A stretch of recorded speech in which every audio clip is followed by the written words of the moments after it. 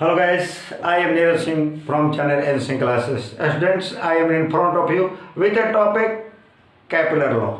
Students, physics का बहुत ही इंटरेस्टिंग और important topic Kepler law. Students, जिस ज़माने में कैपुलर ने अपना लॉ पोस्टुलेट किया, लोगों के बीच लाया, तो लोगों को बड़ा अटपटा लग रहा था, क्योंकि उस ज़माने की व्यू से उनका जो लॉ था वो मैच नहीं करता था. कैसे नहीं मैच करता था?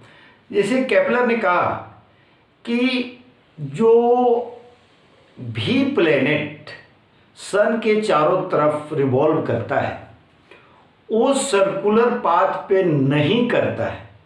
यही चीज़ लोगों को अटपटा लग रहा था. लोगों का मानना था कि जो भी सन के चारों तरफ प्लेनेट जो रिवॉल्व करते हैं वो सर्कुलर पाथ पे करते हैं, इस तरह से सर्कुलर पाथ पे. लेकिन कैपुलर ने कहा कि नहीं, सर्कुलर पाथ पे नहीं करता है, एलिप्स पे करता है. इस तरीके से करता है. यही चीज़ लोगों को नहीं आया था समझ में. दूसरी बात उन्होंने कहा कि भाई जो ये प्लैनेट्स हैं वो हमेशा सन से बराबर डिस्टेंस पे नहीं रहता है. यानी हमेशा प्लैनेट और सन के बीच का जो डिस्टेंस है वो इक्वल नहीं होता है. हमेशा एक बराबर डिस्टेंस पे सन और प्लैनेट नहीं रहते हैं. इसी चीज़ को उन्होंने बताया, जो इस बात को काटता है, इस बात से डिनाई करता है कि जो रिवोल्यूशन है, जो सन के चारों तरफ रिवॉल्व कर रहे हैं प्लैनेट, उस सर्कुलर पाथ पे नहीं कर रहे हैं. अगर सर्कुलर पाथ पे करते होते तो प्लैनेट और सन के डिस्टेंस हमेशा इक्वल होता. ये चीज कैपुलर ने बताया था कि सर्कुलर पाथ पे नहीं करके इलिप्स पे करता है. अगली बात उन्होंने बताया कि जो ये स्पीड है, जब रिवॉल्व कर रहा है तो किसी न किसी स्पीड से कर रहा होगा. तो रिवॉल्व करने का जो स्पीड है ये भी हमेशा कांस्टेंट नहीं है, ये भी घटते बढ़ते रहता है. कभी फास्ट होता है तो कभी स्लो होता है. ठीक है, ये चीज़ कैपुलर ने बताया. और कैपुलर के पहले भी बहुत लोगों ने इस पर चर्चा किया. बहुत लोग रिसर्च कर रहे थे. उसी में एक थे टैगो डे ब्राई. ठीक है, टैगो ब्राई का मौत जो हुआ वो रहस्यमय तरीके से हो गया. बाद में ये आरोप लगाया गया कि कैपुलर ने डेब्राय का ही कंसेप्ट को चुराया, क्योंकि उनका मौत जो हुआ था, उनकी मौत रहस्यमय तरीके से हुई. ठीक है, बाद में हालांकि इसका कोई इवेंट्स नहीं है, लोगों का ऐसा कुछ नहीं है, लेकिन उनका कहना बहुत लोगों का मानना है. इसलिए बहुत जगह आपको ये भी लिखा मिलेगा कैपुलर ब्राहे प्लैनेटरी मोशन या लॉ. और इसको इसलिए भी कहा गया कैपुलर प्लैनेटरी लॉ या मोशन कहा गया क्योंकि ये प्लैनेट पे बहुत ज़्यादा इनका फोकस था. उसी पे इन्होंने रिसर्च किया था और साथ बातें बताई थी. तो उन्होंने 3 बातें बताई थी. कैपुलर ने 3 बातें बताई थी और उन 3 बातों को ही हम कैपुलर लॉ कहते हैं. और उन्होंने 3 लॉ दिए थे. आइए एक एक लॉ को हम पढ़ते हैं. तो आप हेडिंग डालिए साथ में मेरे, क्योंकि सब खुद से बनाया हुआ जो नोट्स होता है सबसे बेटर होता है, इसलिए आप खुद से मेरे साथ बनाइए. ठीक है, चलिए स्टार्ट करते हैं. कैपुलर्स लॉ. कैपुलर्स लॉ. स्टूडेंट्स, ये हेडिंग बनाइए कैपुलर लॉ. कैपुलर लॉ क्या था? उन्होंने 3 लॉ दिए थे कैपुलर ने. तो देखिए, फर्स्ट लॉ क्या था? फर्स्ट लॉ देखिए, कैपुलर ने 3 लॉ दिया था. ठीक है, तो वो 3 लॉ क्या था? वो 3 चीजें बताई थी उन्होंने, वही 3 लॉ है. देखिए क्या है फर्स्ट लॉ. क्या है? देखिए, कह रहा है the orbit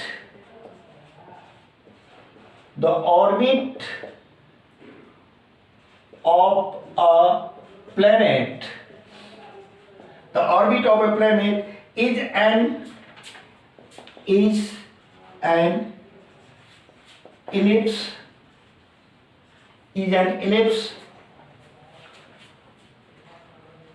with N,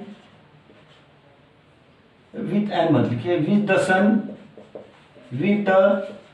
sun at one of the foci. देखिए ये इनका कहना था फर्स्ट लॉ क्या कहना था कि the orbit of a planet is ellipse with the sun at one of the foci. Students सबसे पहले हम समझेंगे कि ये ऑर्बिट क्या है। ऑर्बिट किसको कहा उन्होंने, यानी ऑर्बिट का मतलब यहां ये है कि सन के चारों तरफ जो प्लेनेट रिवॉल्व कर रहे हैं, तो जिस पाथ पे वो रिवॉल्व कर रहे हैं, जिस पाथ पे वो घूम रहे हैं, उसी पाथ को क्या कहा गया, ऑर्बिट कहा गया। Of the planet is ellipse. देखिए एलिप्स क्या है इसको पहले समझिए। देखिए मान लिया कि ये क्या है, सपोज ये एक सर्कल है, ठीक है, तो सर्कल है, आप लोग सब लोग पढ़े हैं कि सर्कल का क्या है, तो बीच में इसका एक सेंटर है। अब सर्कल पे कहीं भी अगर आप पॉइंट लेते हैं या आप पॉइंट लेते हैं तो सेंटर से इसका डिस्टेंस इक्वल होगा। अगर पॉइंट यहां ले लेते हैं तो यहां ये जितना ये डिस्टेंस ये है उतना ही डिस्टेंस ये होगा, यानी इक्वल डिस्टेंस होगा। कहीं भी पॉइंट ले लीजिए सर्कल पे, उसके सेंटर से उसका डिस्टेंस इक्वल होगा। कहीं भी ले लीजिए, यहां लेते हैं तो यहां से यहां का डिस्टेंस क्या होगा, इस सब का डिस्टेंस क्या होगा, इक्वल होगा। यही सर्कल का डिफिनेशन है। और इस डिस्टेंस को आप जानते ही हैं, इस डिस्टेंस को हम रेडियस कहते हैं। इस डिस्टेंस को क्या कहते हैं, रेडियस कहते हैं। तो पहले लोगों का यही मानना था कि देखिए सन, यह मान लिया कि ये क्या है, ये सन है, तो इसके चारों ऐसे ऐसे रिवॉल्व कर रहा है। कोई भी प्लेनेट मान लिया अर्थ रिवॉल्व कर रहा है, तो हमेशा इसका यहाँ भी हो, अगर अर्थ यहाँ है, अर्थ मान ले रहे प्लेनेट के रूप में, हम अगर अर्थ को लेते हैं तो प्लेनेट क्या है, यहाँ मान लिया कि अर्थ है, तो ये रिवॉल्व कर रहा है, अर्थ यहाँ पहुंच गया, ठीक है, अर्थ यहाँ पहुंच गया, रिवॉल्व करते करते अर्थ यहाँ पहुंचा। यानी हमेशा जब अगर यहाँ है तभी इसका डिस्टेंस उतना ही होगा जितना यहाँ है। क्यों, क्योंकि सर्कल पे अगर घूमेगा, सर्कुलर पाथ पे घूमेगा, तो हमेशा सन से इसका डिस्टेंस प्लेनेट क्या होगा, इक्वल होगा, जो कि होता नहीं। यही कैप्लर बताया था कपलर में। और यही चीज उस समय के लोगों के व्यू में नहीं आ रहा था कि नहीं, वो डाइजेस्ट नहीं कर पा रहे थे इसको। ये तो ये कहते हैं ये क्या हो गया, ये हो गया रेडियस। अब देखिए ये सर्कल हो गया। अब देखिए इक्लिप्स क्या करते हैं, आप सर्कल को क्या कर दिए, ऊपर से इसे दबा दीजिए, तो ये क्या हो जाएगा, चिपटा हो जाएगा, ठीक है। तो चिपटा हो जाएगा तो ये किस तरह का बनेगा, ये इस तरह का पाथ बन जाएगा, चिपटा हो जाएगा। इस क्लिप्स का और इसको कोर्स में आप ओवल भी लिख सकते हैं, ओवल शेप का। ये उन्होंने कहा कि ये इस तरह के पाथ पे क्या क्या आप सर्कल को ऐसे दबा दीजिए, ऐसे दबा दीजिए, क्या होगा, चिपटा हो जाएगा। और चिपटा होगा तो इस तरह का, और इसी एक जैसे इसको हमने क्या कहा, सर्कल का, और इसको हमने क्या किया, इलिप्स। ये क्या है, इलिप्स। अब इलिप्स को कैसे डिफाइन करेंगे, तो जैसे देखिए आपने सर्कल का क्या है, एक सेंटर है, इस तरह इसका क्या होता है, दो फोकस होता है। ये फोकाई क्या है, ये फोकस का प्लूरल है, ठीक है। ये फोकाई क्या है, फोकस का प्लूरल है।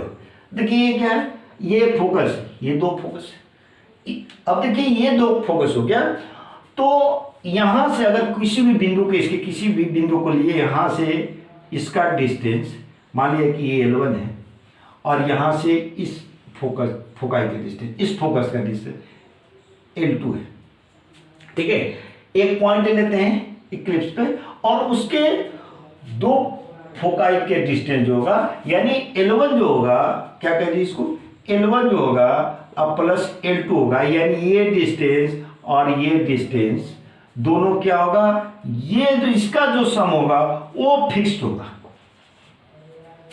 फिक्स्ड होगा, या कह लीजिए वो कांस्टेंट होगा। क्या होगा, कांस्टेंट होगा, फिक्स है, कांस्टेंट होगा। यानी L1 और L2, यानी इस पे पाथ पे, ऑर्बिटल पाथ है ये, इस पाथ से अगर कोई पॉइंट लेते हैं और दोनों फोकाई का जो डिस्टेंस होगा वो क्या होगा, ये फिक्स होगा, ठीक है। अब मान लिया कि यहाँ लेते हैं, यहाँ ले लेते हैं, यहाँ ले लेते हैं पॉइंट का, तो ये यहाँ से यहाँ तक का डिस्टेंस और यहाँ से यहाँ तक डिस्टेंस, इसको मान लीजिए L3, इसको मान लीजिए, ये क्या मान लीजिए, इसको L2 मान लीजिए, तो इसको L4 मान लीजिए। यानी ये डिस्टेंस और ये डिस्टेंस हमेशा क्या होगा, इक्वल होगा। यानी L1 प्लस L2 बराबर L3 प्लस L4। स्टूडेंट मानिए कि अगर यहाँ से पॉइंट हम लेते हैं तो ये डिस्टेंस और ये डिस्टेंस यानी L5 और L6 ये क्या होता है, ये L5 प्लस L6 ये क्या हो गया, ये इक्वल हो गया। इसके इक्वल होने कहने का मतलब कि ये इनका जो सम होगा वो फिक्स्ड होगा, ये कांस्टेंट होगा, इसी को कहते हैं इक्लिप्स। अब यहां से इनके बात को समझिए, केपलर के बात को। केपलर कह रहे थे कि इस तरह के पाथ पे घूमता है, यानी इलिप्स पे घूमता है, यानी आप कह सकते हैं कि ओवल इन शेप जो होता है ये गिरता है, और sun at one of the foci, और दोनों में से एक फोकाई पे, दोनों में से किसी एक फोकाई पे सन रहता है। ये था केपलर का फर्स्ट लॉ। स्टूडेंट्स आप इसको आप स्क्रीनशॉट ले लीजिए। देखिए पहले कंसेप्ट को समझिए, स्क्रीनशॉट लेने का आपको मौका दिया जाएगा, इसलिए पहले फोकस कीजिए कंसेप्ट समझने पर। तो ये इसको स्क्रीनशॉट ले लीजिए।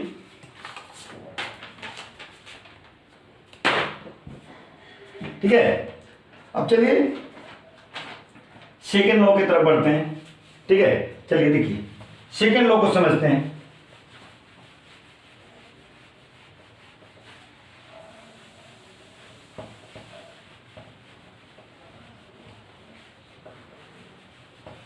देखिए सेकेंड लॉ क्या कहा था, बहुत ही इंपॉर्टेंट लॉ है second law.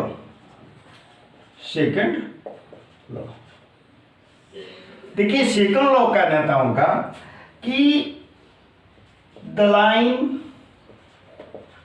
Joining the planet and the sun, planet and the sun sweep equal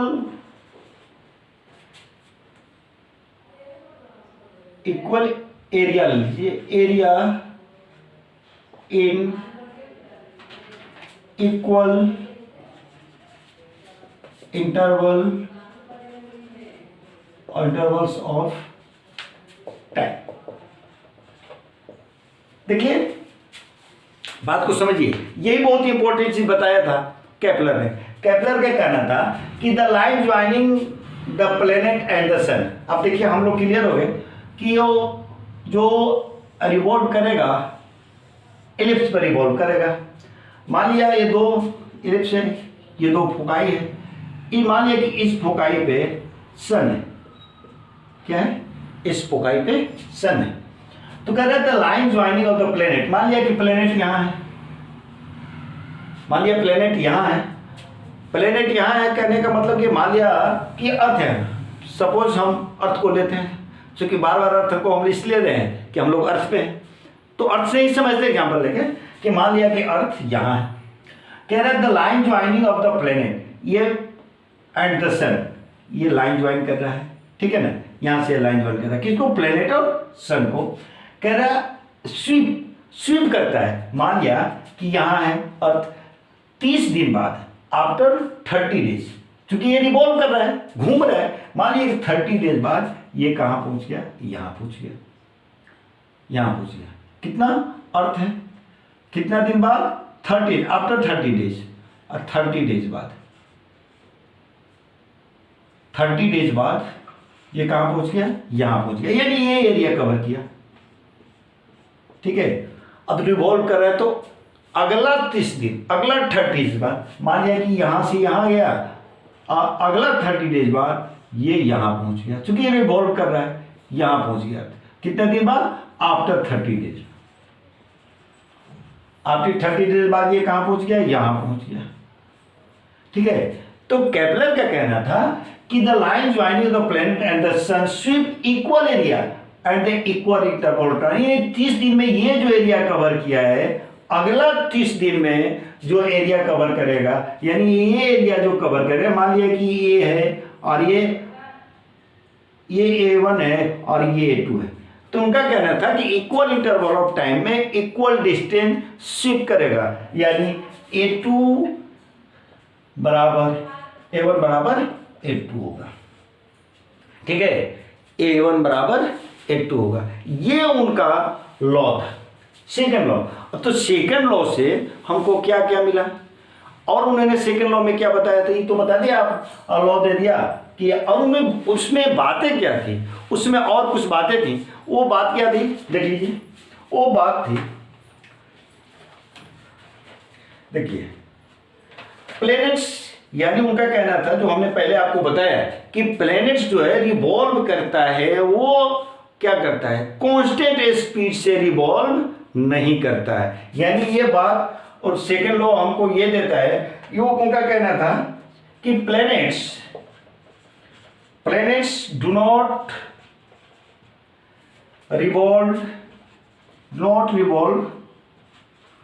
around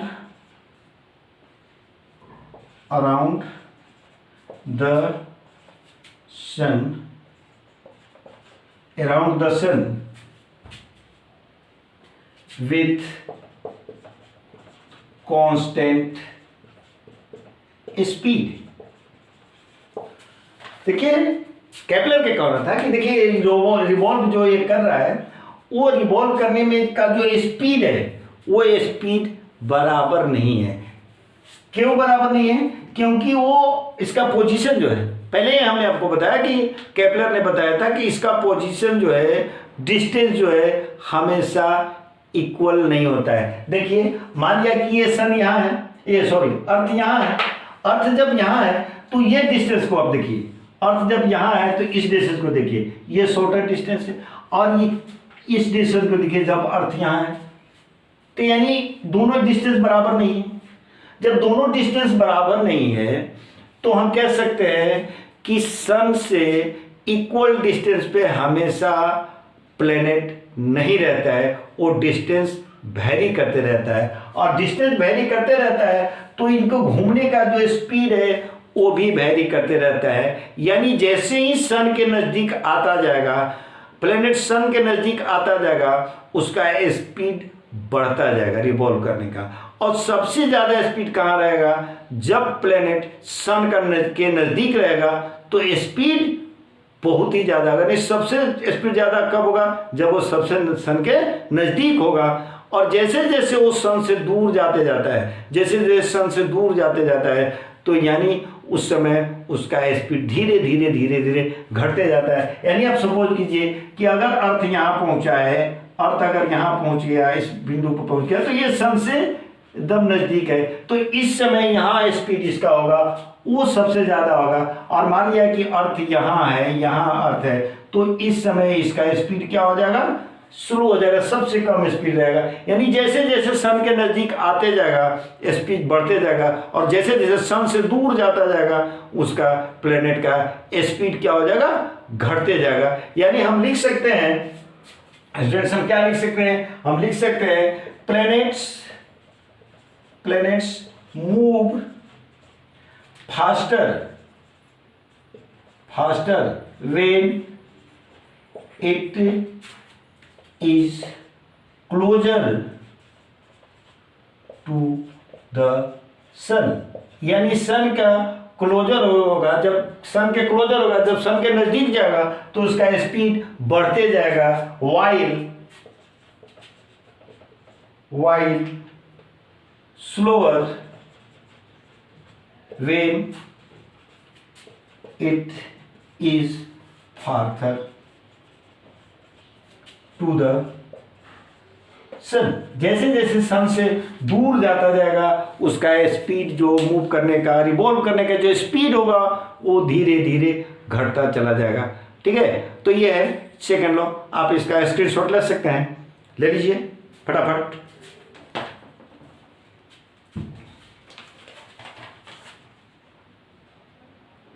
ठीक है, चलिए अब थर्ड लॉ को समझते हैं।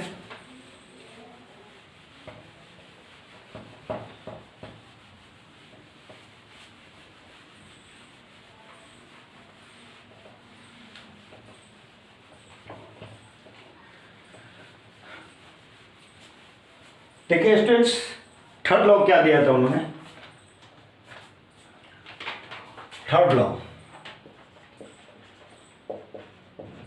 थर्ड लॉ में क्या कहना था उनका, देखिए the cube of the mean distance of the planets from sun is proportional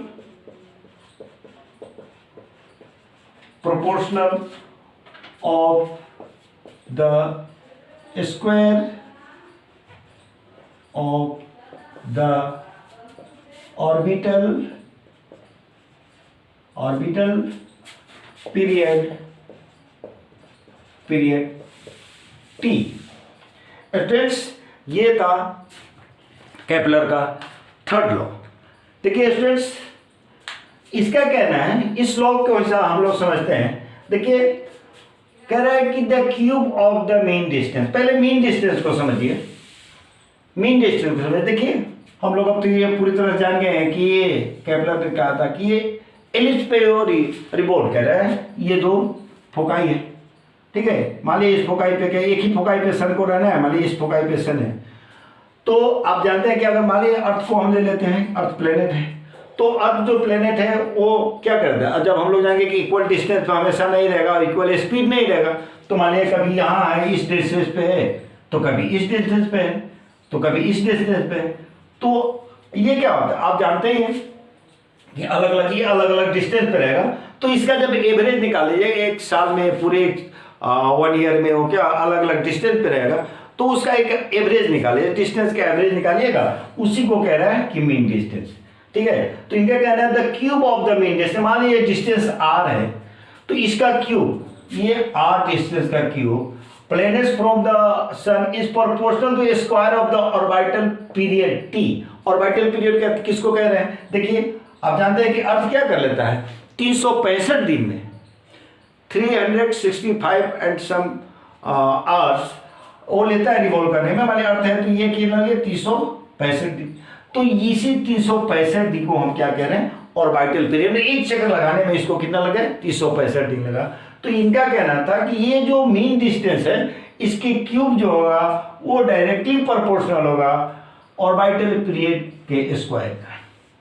ये थर्ड लॉ था केपलर का, और यहीं से बहुत ज़्यादा मदद मिला था। लोगों का मानना है कि यहीं से न्यूटन को बहुत ज़्यादा मदद मिला। देखिए न्यूटन से बहुत ज़्यादा सीनियर थे केपलर, क्योंकि जब केपलर का डेथ हुआ उसके बहुत दिन बाद न्यूटन का जन्म हुआ था।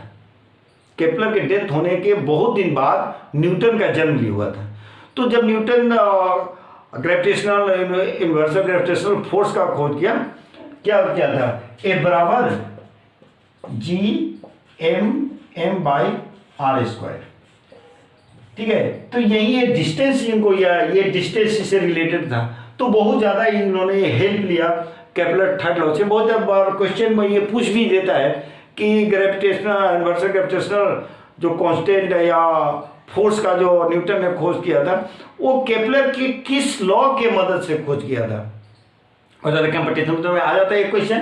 तो ये देखिए ये थर्ड लॉ से उनको मिला था, और यहीं से ये F बराबर जी जो यूनिवर्सल ग्रेविटेशनल कांस्टेंट जी जिसको कहते हैं, ठीक है। और ये M1 है, ये सन है, या मान लिया अर्थ है, इसके मास इसके बीच का डिस्टेंस, ये जो है डिस्टेंस, यहीं से बहुत ज़्यादा न्यूटन्स को मदद मिला था। तो इस तरह से हम लोग ने कंप्लीट कर लिया केपलर्स लॉ। अगर वीडियो अच्छा लगा तो लाइक कीजिए, सब्सक्राइब कीजिए और कमेंट जरूर कीजिए। Thank you.